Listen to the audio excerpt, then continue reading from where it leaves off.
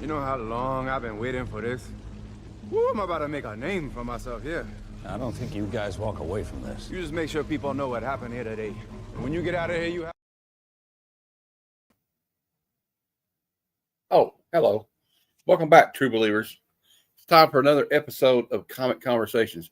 They have a very special guest all the way from the great state of New York City, the Empire State. And let's give him a warm Heroes for Hire Comic Club welcome. Izzyverse NYC. What is up? How you doing, my man? I'm doing pretty good. I can't complain.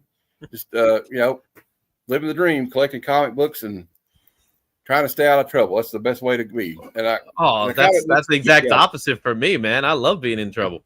But I don't know. I like to fly under the radar, though. You know what I mean? The quote, what Obi-Wan told Han Solo when he needed to ride on the Millennium Falcon. We'd like to avoid any Imperial entanglements, if you know what I mean. All right. Anyway, it's good to have you on the show. I appreciate it. Well, ain't nobody in here yet, but I'm sure we'll probably see some people in a while. Usually, I see them like 8:15, 8:20. But they can watch the replay. It's all good, right? Just say the magic word giveaway, and you'll see them show up out of nowhere. All right, we're going to give away this packet of Propel Fitness. Here you go. There you go.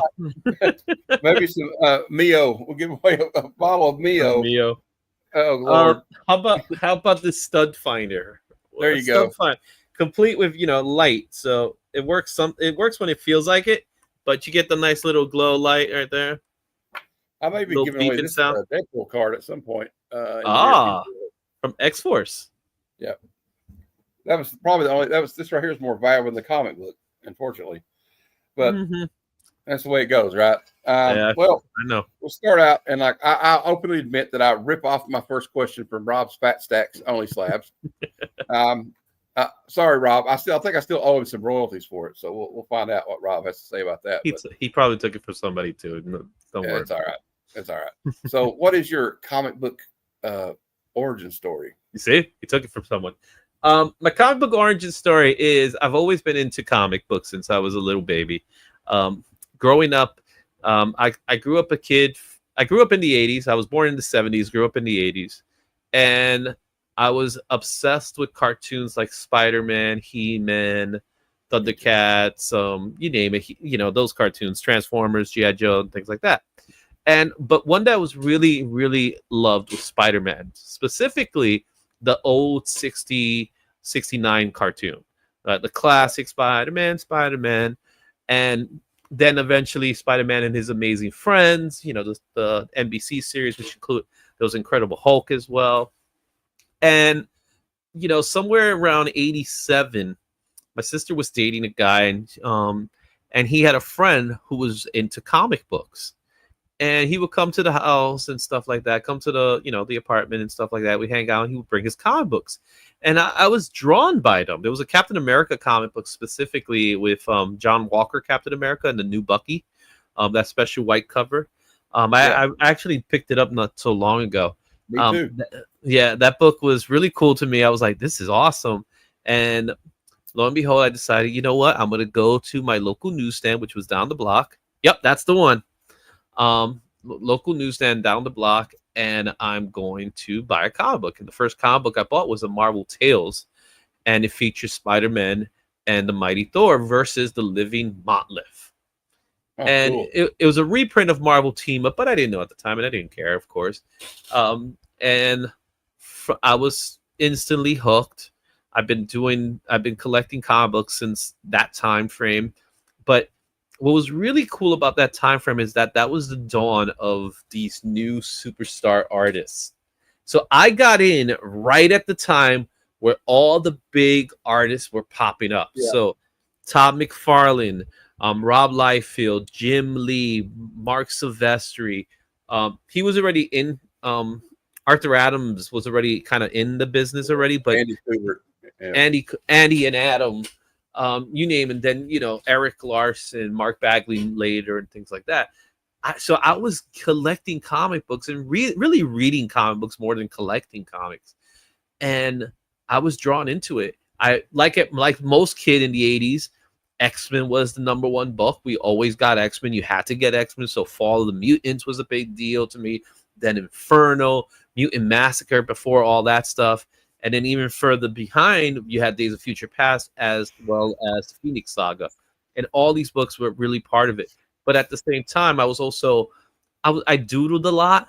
And then I would draw these characters, and I ended up being really good at drawing. And I ended up pursuing a career in comic book art as just a hobby and things like that. But I eventually, in 2008, got really heavily involved in it. I remember Justin was talking a little bit about it in his show, and when you were doing the show with him, I did sign up I was one of the very early Comic Experience alumni with Andy Schmidt, and we were talking about comics. I would bring pages over, and after that, I ended up meeting up with some of the people there. We ended up doing our first comic book. So I did my first comic book. I did work with the Joe Kubert School. I did corresponding courses with them. I used to get artwork from Joe himself. He would critique my work, and then from there I did that. Took a little hiatus, and then from there came recently after the pandemic, like maybe 2022. I got back into it via YouTube, and I started collecting comics again. This is an addiction that you always come back to, even though you stay away from it. So, and here I am today. I've been doing my YouTube channel ever since. I'm really happy with how it's grown, and really happy with how it's going. I met some really good new friends as a result of it. Yeah, same here.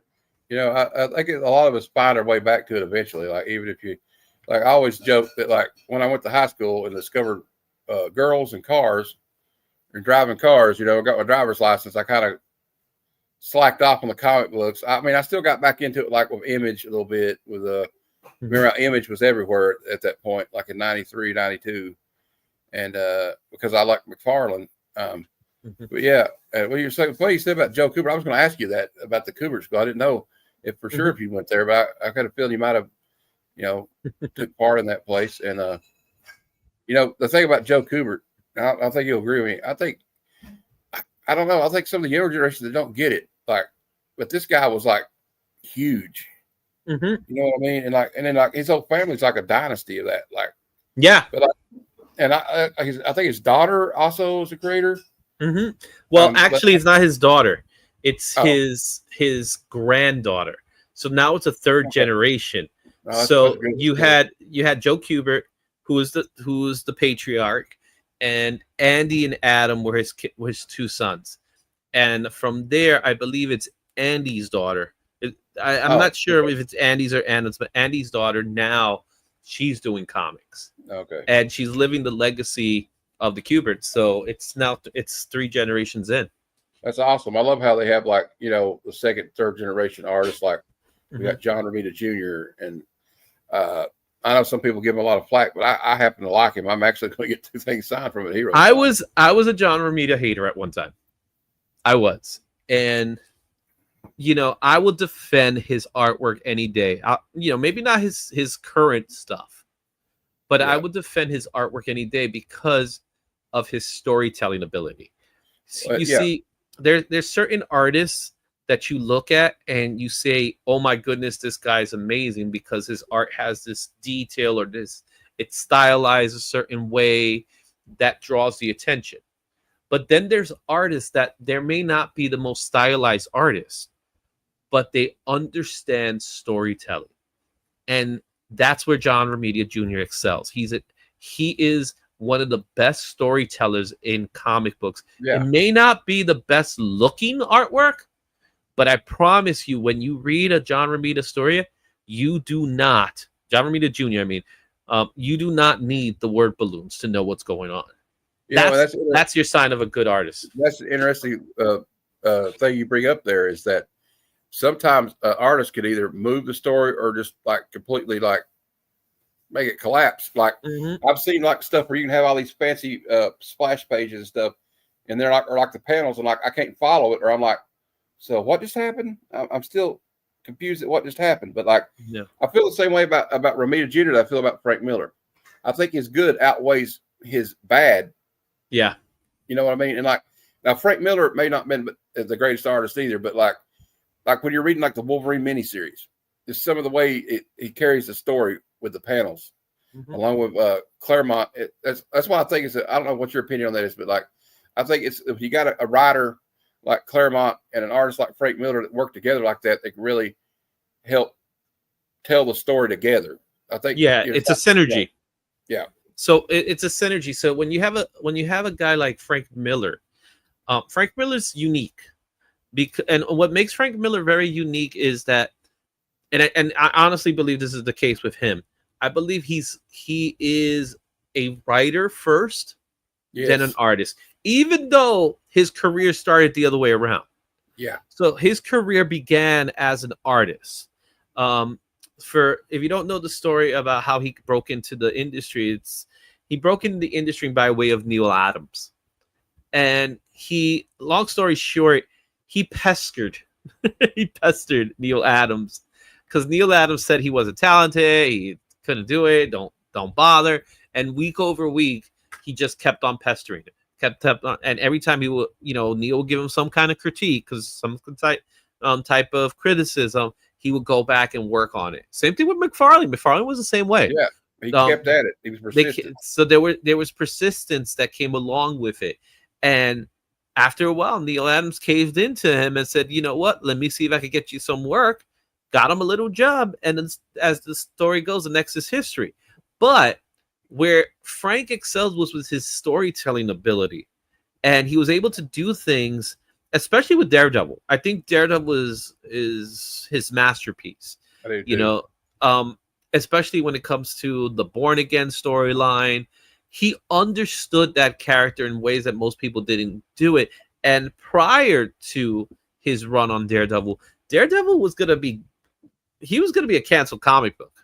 You know what I mean? Yep, there you go. It was over. It was almost over for it. It was gonna be done because it was just. It's a blind Spider-Man. Why do we need it? You know what I mean? But what he ended up doing with that is he brought a mythology of Daredevil that's unique to Daredevil to the point that Eastman and Laird copied it for the Turtles. And but as far as his art style today, I think he's doing less is more, but I don't think it's translating the way it probably intended his intention, but I think he doesn't care as much. My personal opinion, and he might be just cashing it in and phoning it in. Same thing with Armida Jr. And the man has like this. I could tell, like his neck, like his head. Yeah, he has a condition. He has a medical condition that was diagnosed. So I don't know what to think of it, but I'm not a fan of his current work. I'll be honest. I'm not a fan of his current work. I think it peaked at Sin City, and then from there, that was it. Yeah. I do like the one that for the Hell Freezes Over Daredevil. Yeah. There was like a 1 in 50 last week. I think that was an older piece. That's why. Yeah, I thought so too, because it looked familiar. But yeah, I think maybe they do that a lot with George Perez here lately since he passed away. Yeah, he's been gone for a while now. Old drawings, yeah. And they did one for like I think Wolverine issue 37. And you could tell it was like an old, like might have been even just like a sketch he had done as they'd colored it look like. Maybe, but I don't know. But as far as that goes, Frank Miller's just one of those guys that got me where I'm at. When we were talking about Daredevil, I forgot. I was going to piggyback what you said. I think he also resurrected the character of Kingpin. Kingpin was like just a side character nobody really cared about. Well, Kingpin's really a Spider-Man villain. Yeah. But now you think of him as a Daredevil villain. Oh yeah, he's definitely a Daredevil villain, and that's a nice thing where Kingpin comes in, that he's Daredevil and Spider-Man, so they kind of use him in that way. But Kingpin's one of those characters that when he was written in Spider-Man, he was very much just a kind of like twirling mustache kind of guy. And then when he came into Daredevil, Frank Miller turned him into a beast. You know what I mean? Like a true bona fide villain. The same with Bullseye. He made Bullseye a complete and utter psychopath. Like, just like, I mean, he was already a bad guy, but I mean, like, Frank Miller took it to another level with him. Yeah, because he brought a certain grit. So, in the 80s, where it was the dawn of the dark superhero, Dark Knight Returns, talking about Frank Miller, Dark Knight Returns, Watchmen, V for Vendetta, Swamp pretty much Thing, Hellblazer, all that stuff. Yeah. All that stuff was like comic books for mature readers. And what there was two types of comic books. There was there was actually three types. There was horror, there was fantasy, and then there was crime noir, all of which are very adult themed. And you had Frank Miller, Alan Moore, Neil Gaiman. Those guys came in and said, you know what? Screw it. We're going to write it the way we want to write it. And to be honest, Marvel and DC said, okay. Took them a while, especially for Marvel. It took a while to get around to it. But DC was always second fiddle to Marvel since Marvel became a thing. So DC always took those risks. Even today, DC still takes those risks because call what you want to call it, Marvel still outperforms DC in sales, with the exception of now the Absolute Universe. But the reality of it is that Marvel has this stranglehold that doesn't, they don't seem to let go. But I think DC is doing their thing. What's up, Lady F? What do we have here? So I think that's the thing with DC that makes DC what they are, is the fact that they're willing to take that risk, because what are they going to lose? You know what I mean? Yeah, it's good to see you, Carolyn. It's like you just have to roll the dice. It's like we were talking about in the 80s. Like then they started doing like the imprint, like Vertigo, and then I think was it Marvel did Epic, right? And they had like Marvel actually came first with Epic. Yeah, but Epic was never. Stuff was great. Yeah, but Epic never. You see, Marvel never allowed Epic to kind of like become something. Where in DC, they had something already. They had something that became Vertigo. You see? Yeah. Because Watchmen should be a Vertigo comic, but it's not. There was also Pacific Comics. I agree with that. Yeah, and Eclipse Comics too was pretty adult oriented. Yeah, there was a lot of adult oriented comic books in the 80s. It was big. It was a big market. Yeah, Caliber. Caliber, and then what was the one? There was I can't remember the name of it. It was like the book Shimmadar. I can't remember. It's like an indie book I used to read. It was on there like the Elementals, like in the 90s. Like they had like more adult oriented. Like it's like now they had more darker stories though. And they kind of like you said, they took the reins off some of these writers and artists and said, look, just do what you want. Yeah. As long as you don't make it too graphic. Well, even with some of them, they did go that graphic. They would go deep. I think about they market it to adults, so yeah. Well, I think about something, a comic book like Faust, which is Tom Vigil. He did that went all the way. You know what I mean? And even today we got a lot of comics that will go that route. And it's fine. It's not always my cup of tea, to be honest with you. But for me, it's more on the lines of this is the industry and this is what people want. The problem we have today is that I don't think the industry knows what we want, because the industry wants something else. It's like they're like on a completely different page than we are. I don't even think that where they're owned by Disney and Warner Brothers. I think that when they see a comic book, they go, how can we turn this into a movie? I think it's the exact opposite now. Oh, you do? Okay. So my opinion of the industry today, especially when it comes to Marvel and DC, is there was a time that the comic book dictated what the movie will become. Today, the industry dictates what the comic book will be. So instead of doing a comic book adaptation of a movie, which used to be the thing, they'll just morph the comic book to mirror what's on TV, what's on the movies. And that's actually hurting the industry more, because it's not, it becomes more of an IP situation, intellectual property situation, that it becomes a passion project. The idea of the passion project within Marvel and DC, that's gone. That's gone. You may get a glimpse here and there, but it's gone. The idea now is more like something will come out like a Yeah. Twilight. It's like somebody. But probably even that, yeah. But even that, man. And but another thing that is like, I think is like, okay, you know how we had in the early days of the MCU and the DCU, they mined a lot of old comic books, like the Winter Soldier storyline, Civil War. They went back and got like Born Again here recently, and they'd already put some elements of that in the old Daredevil series, in my opinion, that they added with like with his mother, and I think it was season 3, and then like other things, and I think they've almost tapped out all those resources. I don't think they tapped out those resources because we got in Marvel at least 40 years of it. So true. They didn't tap out. Here's the thing. I'll use Daredevil as a perfect example. The Netflix was mining from the comic books. This latest show was not. They called it Born Again because they looked at the title and said, "Oh, we got something here," but now we don't. And when you look at Daredevil Born Again, the TV series, it has nothing to do with Born Again, the comic book. No, nothing. Well, first of all, Karen Page was like a drug addict in the original storyline, right? And that's another big difference. So they touched on the storyline of Born Again within the old TV Netflix series. Yeah. Well, she did do drugs, and they had her like a flashback. Yeah. So you mentioned Civil War.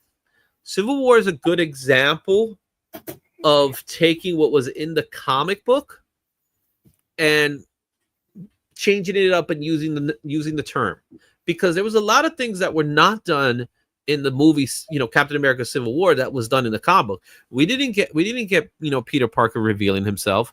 We didn't get the Punisher taking Captain America's costume. We got the bits of what the Registration Act would look like, and that was the president of Civil War, but we didn't get Nitro, which kind of started the whole thing with Penance, Speedball Penance.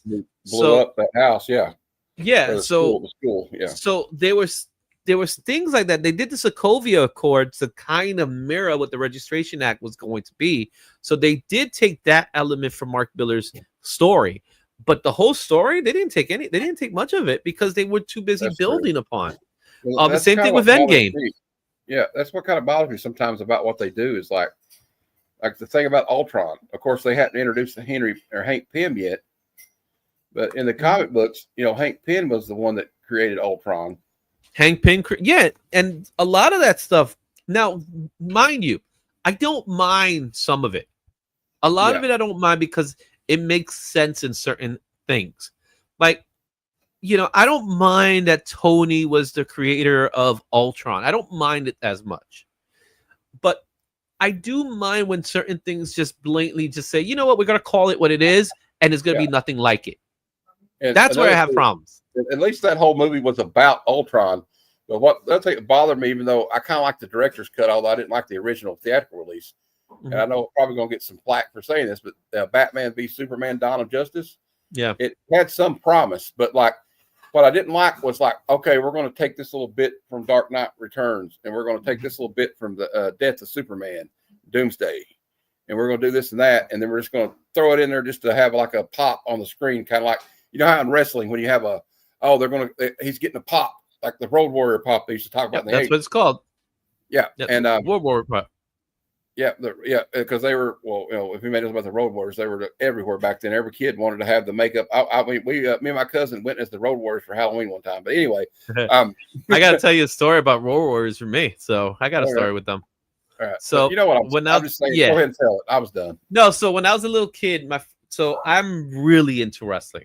So pretty much the same way I am into comic books, I am with wrestling. So I was my father loved wrestling. My father used to collect wrestling magazines for back in the day, like Pro Wrestling Illustrated and all that stuff. But one of the things my father did not like doing, my father was not a fan of shopping. Right? So and when I mean he wasn't a fan, he wasn't a fan. So one day my mom sent him to buy me clothes. Right? Now I had to have been 7 or 8 or something like that. And we go to the local store, and what's up, Pat? We go to the local store, and from there, we go in there, we go to the kids section, and there is a Road Warriors t-shirt. He sees the t-shirt and he's like, oh, that's it. We're buying this t-shirt. Now, I have no problem because I love the War Warriors just as much as he does, right? So he goes to get this t-shirt. It was the only one, and thank goodness it was my size. Yeah. Okay. So we go in. He goes to the counter to pay for the t-shirt, and the t-shirt was lacking the tag. It didn't have the tag. So he comes up and he says, I'm going to buy this t-shirt. And the lady's like, well, there's no tag. Now, remember, this is a different time period. This is not what they do today. So she's like, but there's no tag. He's like, but I want to buy the t-shirt. It's for my son. And he had a couple of drinks already in him. So I'll let you know on that. So he's like, but I want the t-shirt. And she said, well, I need the tag. He says, I don't got no stupid tag. Just give me the t-shirt. How much it costs? Let me pay for it. You know, this is why I hate shopping. And the manager had to come in. All this for a stupid t-shirt, really, to be honest with you. And he the manager comes in, he's like, oh, and the manager's like, just give him the t-shirt. Just sell it for him for $6 or something. We're talking about the 80s here, so it probably was $6. Give him the t-shirt. $6. So she had to charge him $6. Now he paid it with cash, of course, and then he comes out. That was the only thing he bought when we left the store. A Road Warriors t-shirt. That's it. And get like school clothes. You come out. I was supposed to get like jeans. I was supposed to get t-shirts, socks. We left with one t-shirt. Came home. My father was like, yeah, we got a t-shirt. And my mom was like, what is this? So she gave him the only Puerto Rican yell. If you guys are Puerto Ricans, you know what I'm talking about. She gave him the only, all that stuff.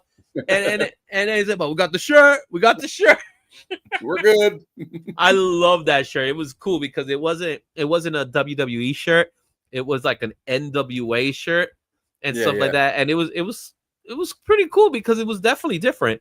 But it's my Road Warrior story, and I always loved the Road Warriors. They're my favorite tag team. Yeah, were, like when you hear that music, you're like, oh, Iron Man. Yeah.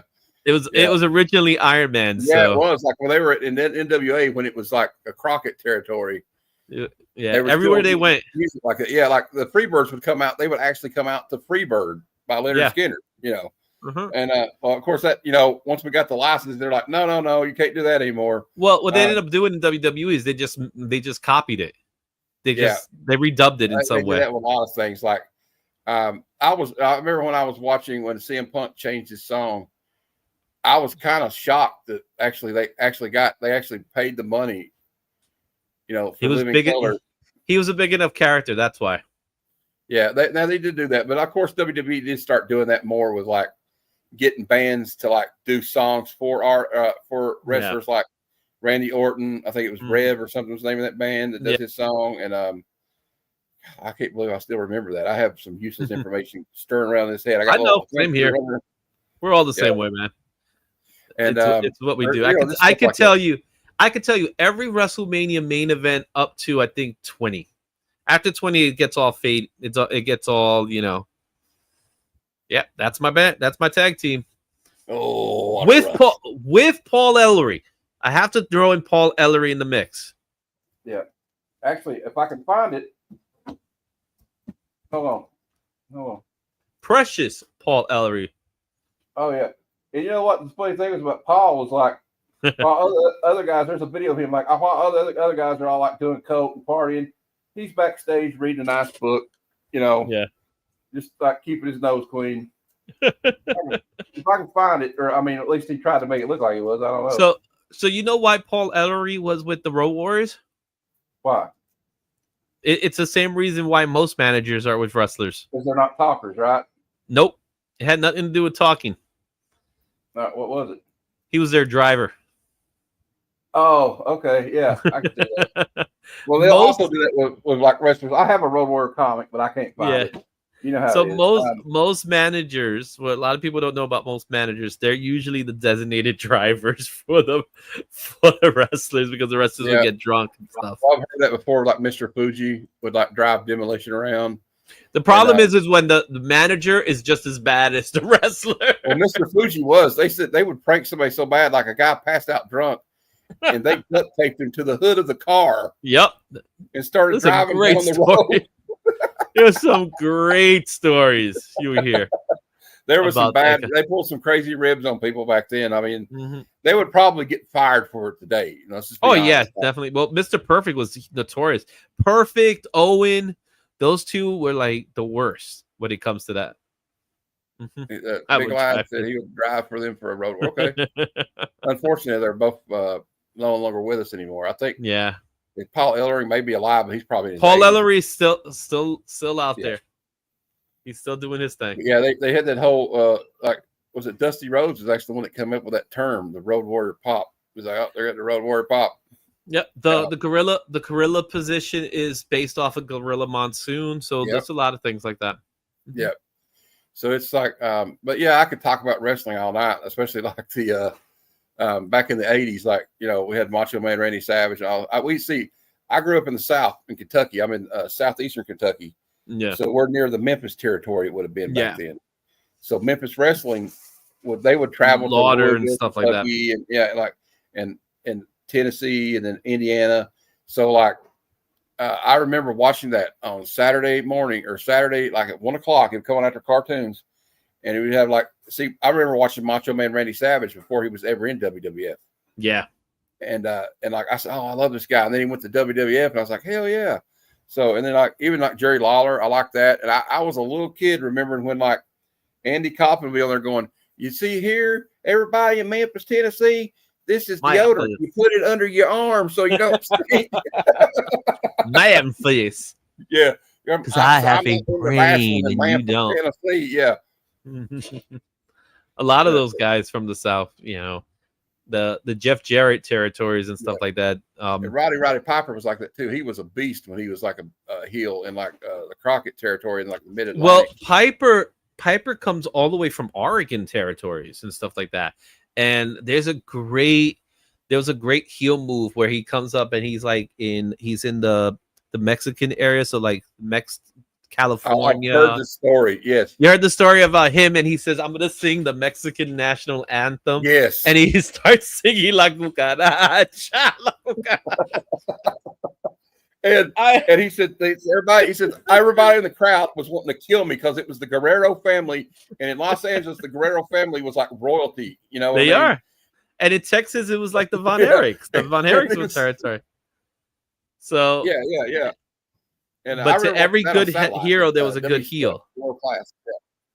Yeah. So it's a lot of good stuff, man. And I love. The thing was about Piper was like the guy that was like, I want all the heat. I don't care. And even Jerry Lawler was like that. He would say like, I was wrestling. I think Comicverse mentioned him, Austin Idol, one night, and the guy, I could tell. He said I could see a guy in the crowd. He was ready to jump the barricade, and he did. I said, "Don't do it." He jumped the barricade, and they had to punch him to get. He punched him out of the ring, and Dutch Mantel, Terry, and he said, "But I said, you know what?" He says, "I want him to do that because if I was a heel and they were wanting to come over the barricade, I knew I was doing my job." Yeah.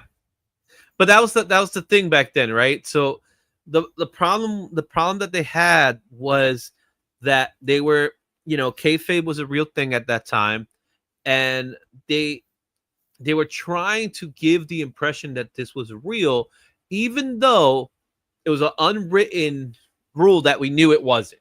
Everyone knew it wasn't, and it was unwritten. But the thing is, nobody wanted to openly admit to that.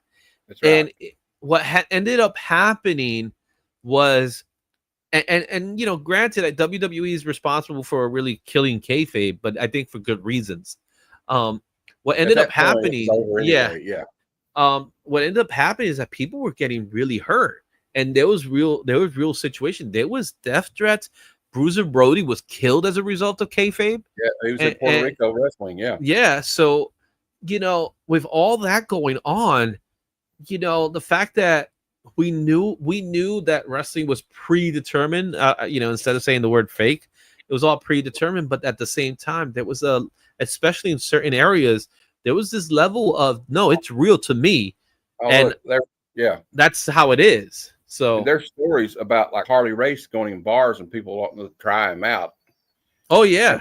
And Harley Race would had this joke. He would say, "If I punch you with my right hand and you're still on your feet, I'm going to look around behind you and see what's holding you up." Mm-hmm. Because Yeah. he punched the guy's eye out one time. Ric Flair said, "I don't know, but Ric Flair. Sometimes you can take what he says with a grain of salt, but I kind of believe it." No, there's a lot of truth to all these stories, and it got dangerous. Haku is one of those guys. He's one of the most dangerous guys. Men there was out of the ring. Like you did not want to mess with Haku.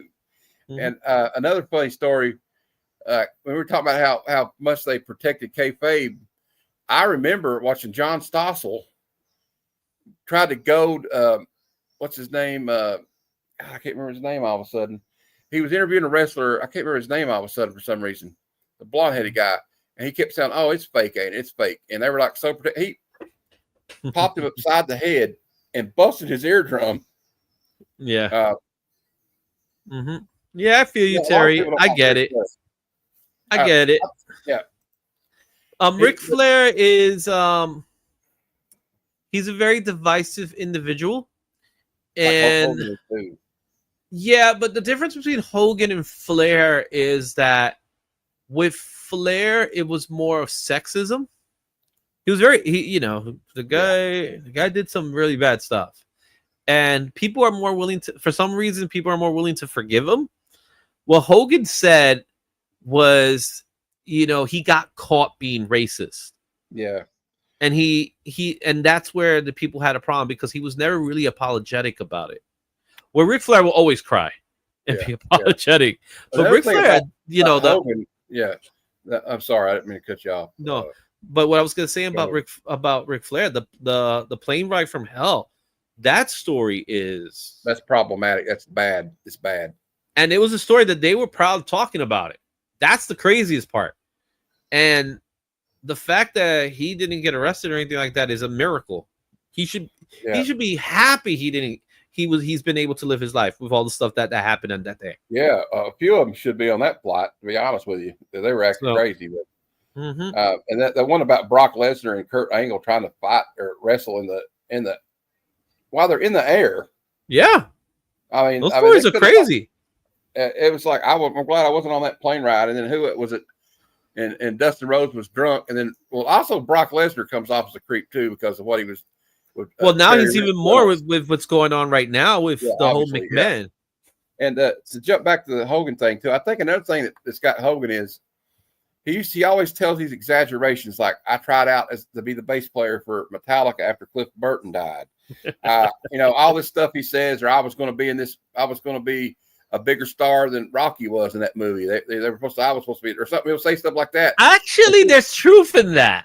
Yeah. But what there's I'm saying truth in that. You could get away with like saying stuff like that in the 80s and before internet. But now that people have the internet, you can look it up and go, "Oh, that's bullshit." Yeah, but what happened with Hogan wasn't even that. All that stuff that you're saying, that's nothing.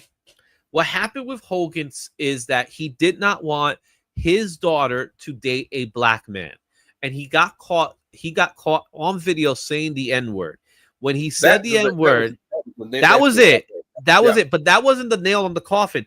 The nail on the coffin is when he said, "I got caught." Yes. That was the nail on the coffin. So he wasn't really apologizing for what he said, and he never truly was sentimental about it. For getting caught. Yeah. Yeah, he never redeemed himself for it. So that's like me, you getting offended at something I say, and me saying, "I'm sorry you feel that way," or "I'm sorry that I offended you." That doesn't mean you're sorry. "Oh, I'm sorry you feel that way. That's just the way I am." No. I'm sorry you feel that way just means F you, really. Yeah. So I was dealing with something similar, not to that extent, but I was dealing with something today where it was clear that this person didn't care, and they kept using the word, "Well, unfortunately, that's just the way the things are." I'm like, and I knew exactly what she was saying. Like, "I don't care. Sorry about your luck." Yeah, that's what that was to me. You don't tell that to me because that pees me off. You can't cut in line with Will Red. Come on, Patrick. I'm not gonna do that. I just go right in front. I don't cut lines. I'm VIP treatment here. Uh, but the truth is that, you know, it is with someone like Hogan, with someone like Flair, people are more willing to forgive Flair for what his actions, because he seems to be sincere, even though I don't think he is. I think he's at this age now that's, you know, when you get to a certain age in life where people just say, "Oh, that's just the way they are now," and you can't really change it. So you're willing to forgive it, even though it's unacceptable. You know what I mean? Yeah.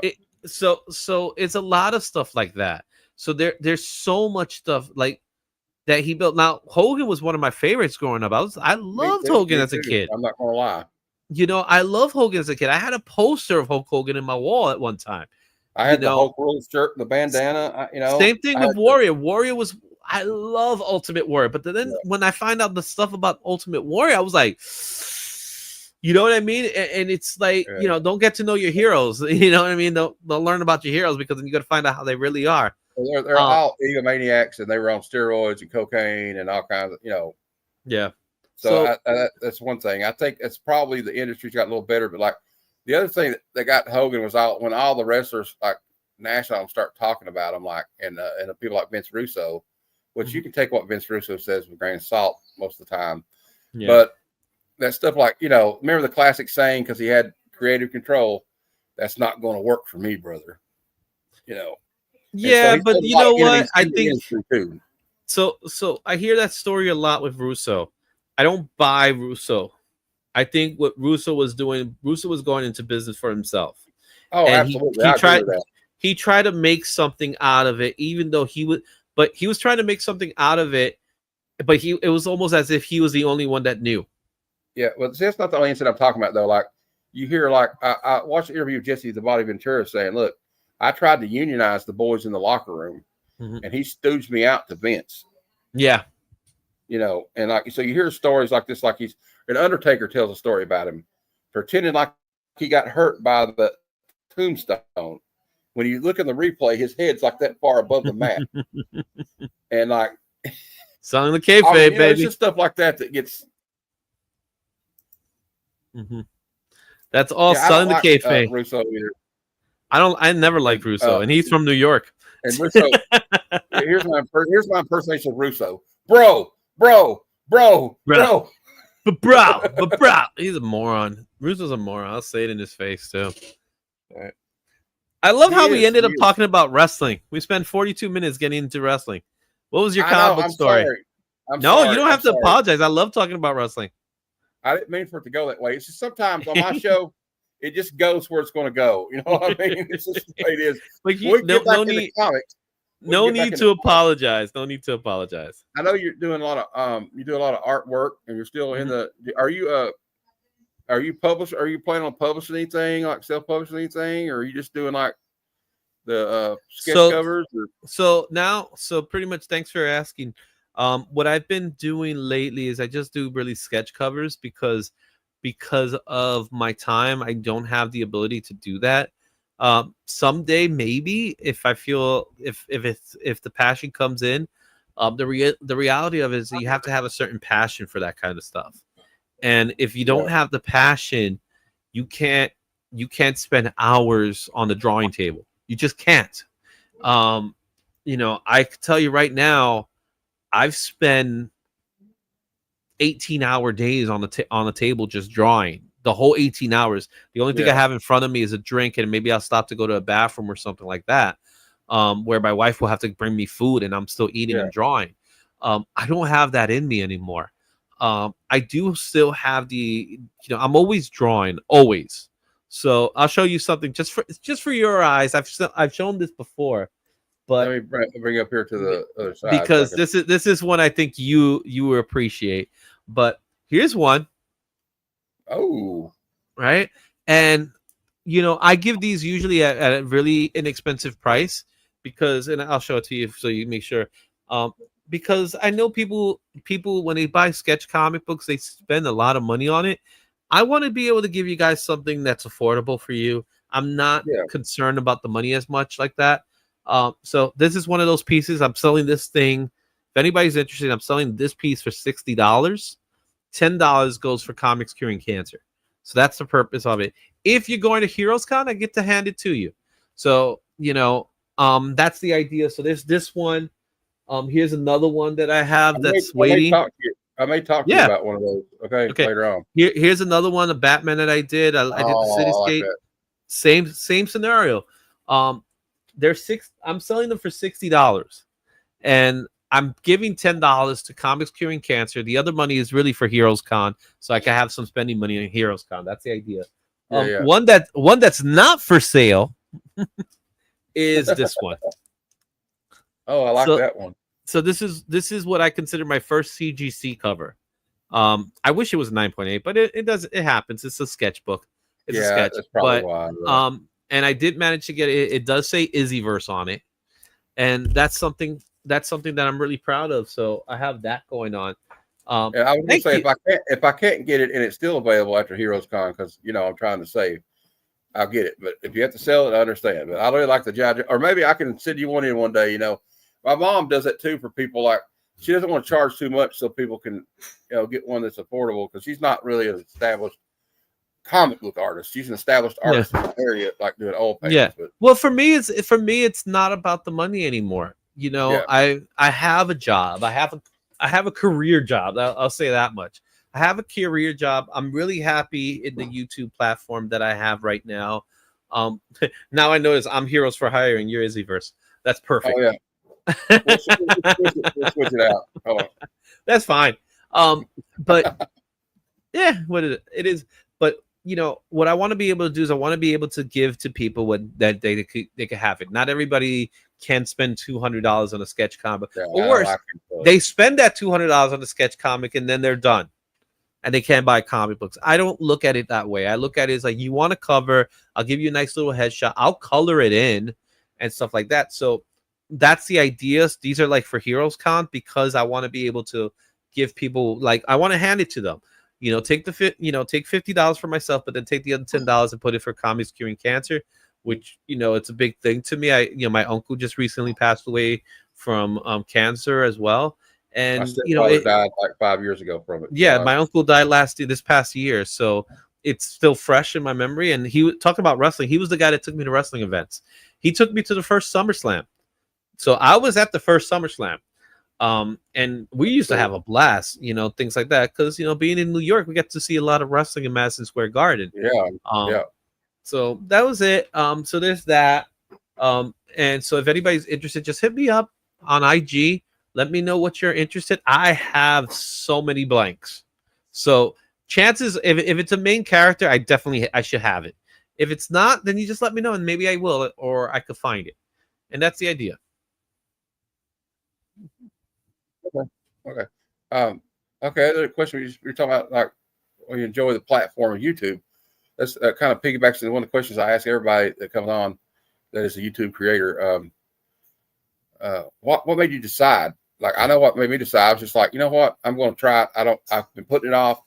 I want to get out there and meet other people that collect. I want to know what your origin story on that is. So now, so I've been doing the YouTube thing now for 4 years, and it's very interesting how it came about, because for those people that don't know, I'm an active churchgoer. So I go to church regularly. Like, I'm in church every Sunday and things like that. And I'm active in my local church. At that particular time, my church was doing live streams like any other church was going, because of COVID and things like that. Yeah. And I wanted to do something for them. I actually did, because I got really into video editing. I'm really, I like to say I'm good at it because I do have an artistic mindset of it, and I'm really good with technology. So one of the things that I always do, and I'm a bit of a perfectionist with my style. So I want to make sure that I've done this and done that. And they, for one reason or another, they really weren't into it. And it led me to say, you know what, let me do this for myself. So when I started my channel, and this is where the term Izzyverse comes from. The term Izzyverse is really a multiverse of things I love. Mm-hmm. So comic books for one, wrestling for another, and even music and things like that. So the idea was that it was a multiverse of what Izzy loves. I'm egotistical in that way, or everything's called Izzy something. You know what I mean? And but then I found out very quickly in this world of YouTube, you have to stick to a niche. You cannot be multiple things. So the part of wrestling, though I know a lot of it, and I know more than the common person. I'll be honest with you. My wrestling history is pretty big, I know but quite a bit. Yeah. but I cannot compete with other wrestling channels. There's no way. And it's like getting, talking about what I saw on Monday Night Raw, what I see in AWA, AEW, all that stuff is like, I can't. But what I can do more about, I could talk more about comic books. I could talk about it from a different perspective than most people, because I'm an artist. I've worked in the industry in one way or another. I've been a professional in the industry, so I know I have some insider knowledge of it. At the same time, I also, and Tony from Comicverse is aware of this. What I want to do is I want to turn my channel into the Wizard of YouTube.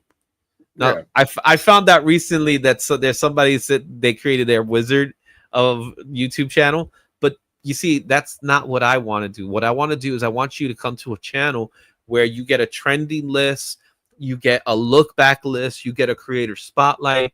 On occasions, you'll get interviews with creators. I want something where I used to read the Wizard magazine, which I have the entire collection. That's something I have the full run of. Oh, wow.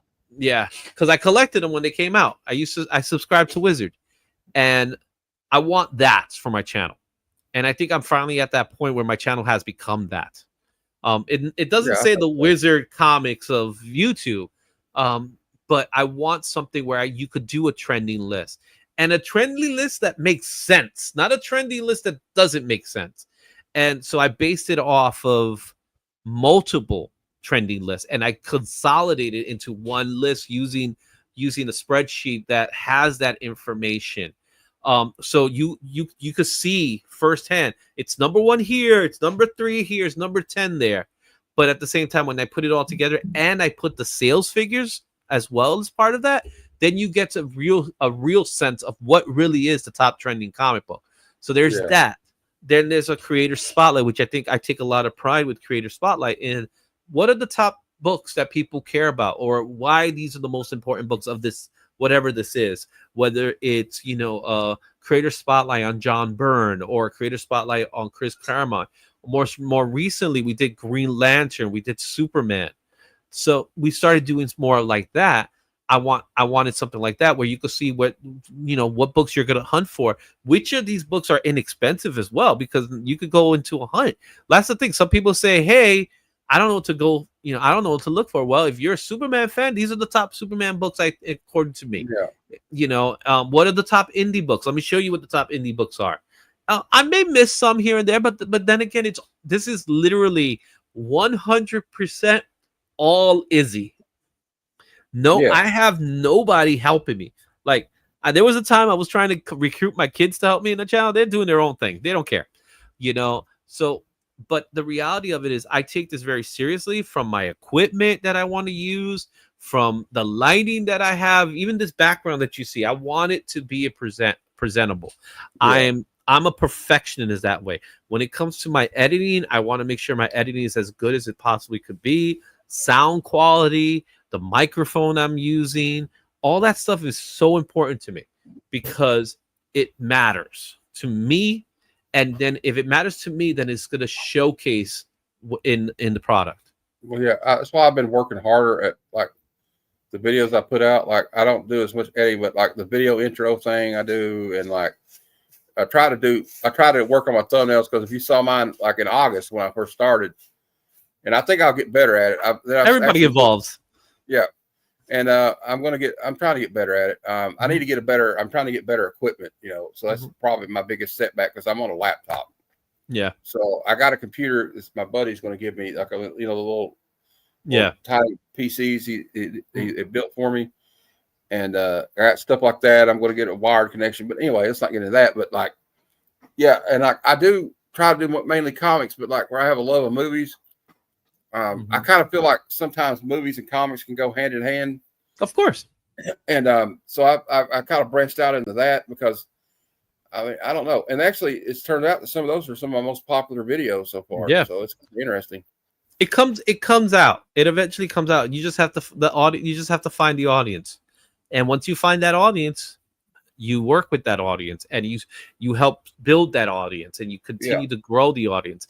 You know, I've been doing this for 6 years. Not 6 years, what I'm saying 6 years. I've been doing this for 4 years now. Yeah. And it wasn't until this last year is when my channel really took a hit up on the upward trajectory. Now my first year I did get the views and everything I want, but then after a certain time frame it kind of just stopped, and it was growing on a slow manner until one day I took a hiatus. I took a hiatus because of personal issues over the summer, and I looked at everything I did and I said, this is what I need to fix, this is what I need to change, this is what I need to add. So it was in August really where I made that decision, and I was going through a lot. I was moving and I was getting this place, and now I end up having, this is my own little studio room within my apartment.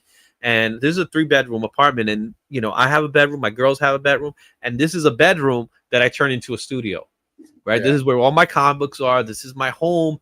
This is my home outside. This is my office when I'm working from home, which I do work from home most of the time. And I said, let me make this look like a presentable for a comic book. That's why you got the lighting, you got the comic books hanging up. I did that. And then I looked at what I was doing and I said, you know what works? Doing a show, but at the same time, chunking it up.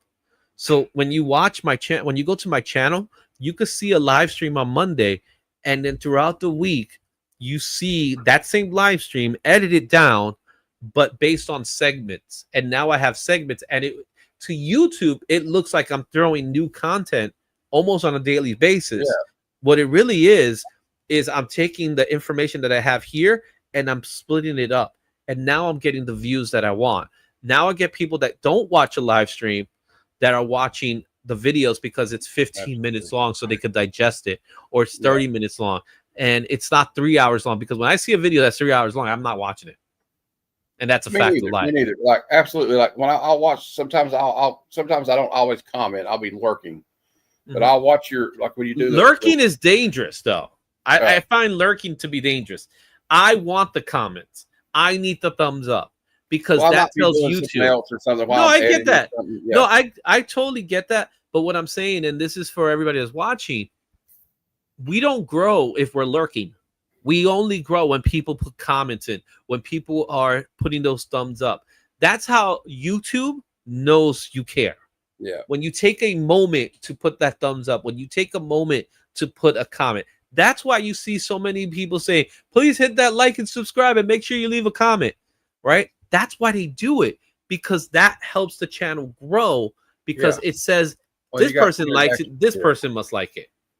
And what I was trying to say though was like, I do try to comment, but like if I'm not commenting, I still watch it. Like you were a big help to me, because when I watched your weekly live stream you do, I was like, you know what? I noticed you were like editing the videos and releasing them through the week. And I said, you know what? That'd be a good way to get more content out. And so I did that and broke it up into little segments, you know. And so I will be honest. You've been an inspiration for like a lot of the ideas I do, like on my Sunday show. Well, thank you so much. I appreciate that. Doing the top 10 and the hot 10 and the trending 20, and like new key issues. And I'll do like and then I like to have a little fun. So we have the out of context panels, you know. Of course. So I took a little bit. I take stuff from other people, obviously, but I think we all do that a little bit. I think that's fine. I think we grow from helping each other out. One of the things that I always find is I want to stand out from a crowd. I want to feel different, but I want to feel different in the good way. I don't want to feel different in the bad way. So like you said, you do the top trending video. I wanted to do that too, but you know what? I got to a point where I said, why am I showing something that you could see? Why don't I show you something that you don't see, that you would like to see? Well, also how you compare the top lists, the other sides. And that's the idea that I and it's more work on my end, because Dude, Matt, you should see what my Mondays look like to get ready for a show. Shane all the time tells you, man, he puts a lot of effort in it, and I do, because I want to give you guys the best possible information out there. Is it always correct? Yeah. It's not. It may not always be, but it's damn better than most people are doing out there. Yeah, my favorite segment you do is when you do the artist spotlight. Like the one you did on Mike Zeck was beautiful. I loved it. Thank you. And you know how much work that takes? I know. And the Neil Adams one was really informative because, like, I didn't realize that his first artwork that he did for DC was a Jerry Lewis comic book. And that's the point. The point is exactly that. I want to be able to deliver something that you cannot get anywhere else. Because if I could provide you that, then that means there's a need for me. That's how I look at it, right? So I'm giving you the heads up right now. This is your exclusive. We're doing Peter David. We already, right before the show today, right before we did the show, I was recording with Shane. We did, because we're doing some pre-recordings right now because we didn't do the live stream. But we got Peter David. It's going to be scheduled to come out on Saturday. And you know what? It's a very affordable list. So there's a lot of books in the Peter David run that are super inexpensive.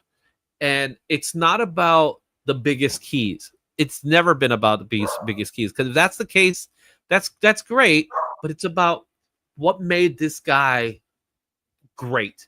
You know, for those who don't know, Peter David just recently passed away on Sunday, I think it was. He passed away. Yeah. We had a plan to do a different spotlight. We had a plan to do a different spotlight. And then I told Shane, you know what? Let's do Peter David. So I spent the last couple of days since Sunday when I got the news, since Sunday to today, building that list. So I got 20 comic books that Peter David did, from his first comic book to not his last comic book, but really this last most relevant comic book. And that list is coming out on Saturday. And what I do with that list, here's the best part of it, is not only do you get the YouTube channel version of it, I then take that same list and I put it in Go Collect. And about a week later, it goes to Go Collect, where it's written down for you. And now you could go into the article and read the books. You can see where their prices run. And then if you want to do the hunt, there you go. You got your list. And like I said, with Peter David, very affordable books, extremely affordable books. Yeah, but it's his legacy. He's another one of those writers, like, especially for people our age. We're kind of close to the same age, that we in our formative years, we kind of grew up reading his stuff, like Spider-Man 2099 and Incredible Hulk, and among other things. You know, I mean, the list goes on and on. We could sit here for another hour and probably name stories he wrote. Well, here's the funny thing that I realized. He wrote Babylon 5 too. Yeah. Here's what I realized about Peter David when I was doing this research, is that he started in comics when I started reading comics. He was a late bloomer, believe it or not. He wasn't into it from like the 70s and things like that. He started in the 80s writing comic books, and he started at the same time I started reading comic books. And that's a good reason why I'm so attached to him. You know, and if you see right there, I don't know if you can see with the light, there's his signature. Oh, wow. You know, I'm waiting. I haven't sent it to CGC because there's one more sig missing. Mr. McFarlane. Yep, the big guy, the biggest one of the bunch, right? But he was definitely one of those writers that I always read, you know. And like I said, the list is good. Look for it on Saturday. That's when it's supposed to drop. I would appreciate if you leave a comment. Let me know what your thoughts on it. And so the only signed Peter David kind of is the one that I won. Oh, that's right. I gave you a Peter David comic book. Yeah, that's the thing. I got so many comic books that are signed by people because I've been doing conventions since '89. Okay, wow. I used to be that guy with the box of comic books and get them signed because at that time, a backpack full of like star folio. Oh no, I had a box. I had a box. You had a of short comic books. box. Okay. Well, I mean, I'm bringing like 30 to get. I mean, I probably won't be able to get them all signed, but you know, I'm like, Yeah. But I'm like trying to like eliminate stuff right now. Like, oh, I can't get that signed. I can't get them all signed. Well, I'm You at know? that point that I do like if I get 5 signatures, that's way too many for me now Okay. because I don't want to pay. I don't want to pay for course. signatures. I like, of course, with me though. I mean, like you said, you've been on the con since like '89. Aside from a couple of little small ones, this is the one I'm going. The one in Charlotte, I'm going to that you're going to. It's probably the biggest one I've ever. It is the biggest one I've ever been to. Yeah, Or Heroes Con is pretty cool. And it's a pretty cool show. So I'm looking forward to seeing you and Cliff and Cuppy and all the other guys and crazy guys. I think we're going to have a good time. I think it's. I'm actually looking forward to meeting the ladies because I always get to see the guys, but the ladies I haven't met yet. So I'm really looking forward to meeting the ladies. Lady F is one I'm gonna give her a huge hug because I'm enjoying to meet her and Stephanie and Stephanie is another one. Christina. Christina Payne. Yeah. Well, I'm so looking. We need more women in comics. Yeah, we do. See, I've been struggling also trying to find guests for the show that are female because I mean I did too. I probably asked Christina, because she's like probably the best mod I think in the community. I mean, it's just my opinion, but other people agree with me. But like some of them are like, I think it's kind of hard though, because when you're kind of a dude though, and you're like, hey, we'll come on my show, like, because I'm sure they get a lot of guys in their DMs for other reasons. Maybe they probably don't, but I'm trying to branch out. Like, I actually have some news. I just sent a what the hell, go for it message to Nathan Zerdy. Oh, and he replied 2 days later. There you go. Yeah, you'd be surprised. And he said, I'm really busy. I'm so busy right now. He said that I can't even drink a glass of water. He was joking, but he said, but I could possibly do it in December. And I said, okay. And I kind of left it open. You know what I mean? So that inspired me to I messaged a bunch of them today. So I'm sure half of them won't, contact me, but you never know. It takes is just one. Here's what I will tell you. When you are contacting a creator of any type, writer, artist, whatever, get a date. If he says December, pencil in the date. Say, okay, so how about December 15th? That's what I did. I said, how about like December 8th? You penciled in the date. That way you got the confirmation of the date. And then 2 months prior, send out that little reminder.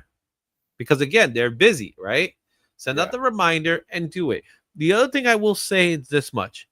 When you are interviewing a creator, keep in mind of a couple of things. Some of them will tell you the same story that they've told in other channels. It's just common, right?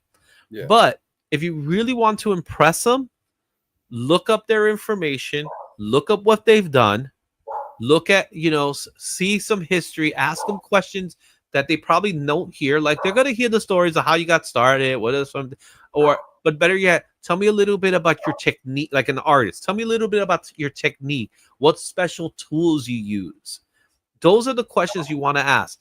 If you go in, like, you and I, we're buds and stuff like that. You could come to me and you could ask me anything. And like I said, we went down a rabbit hole to wrestling, which I could talk about all day. But when it comes to those people, there's two things. They've done these interviews before. They hear 100 times the same things. Give them something they don't always hear.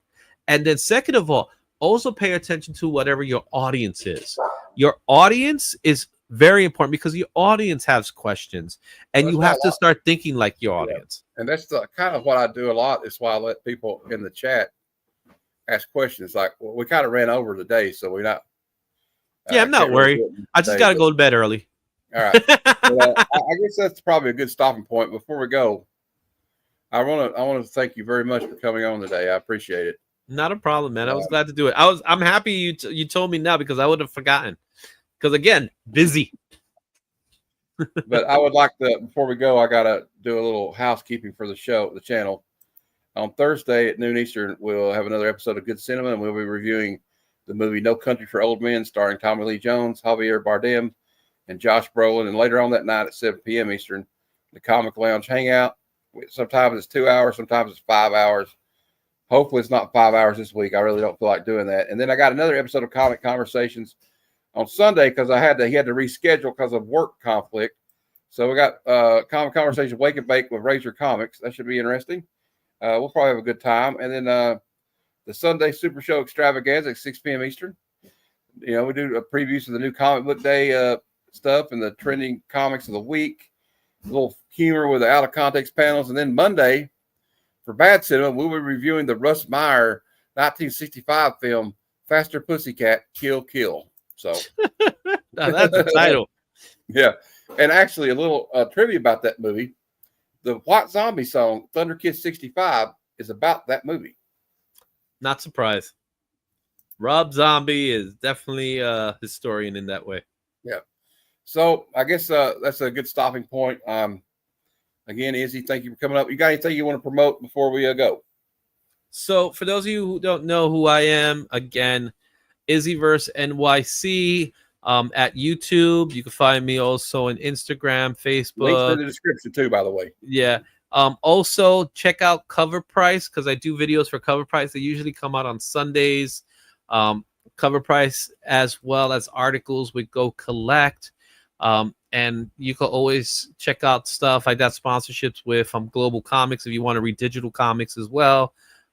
They help out. They help pay the bills. That's what they do. So, you know, got to give them their love and things like that because it's all part of one thing. And it's everybody. It's synergy. It's all us working together, man. So I really appreciate it. Right.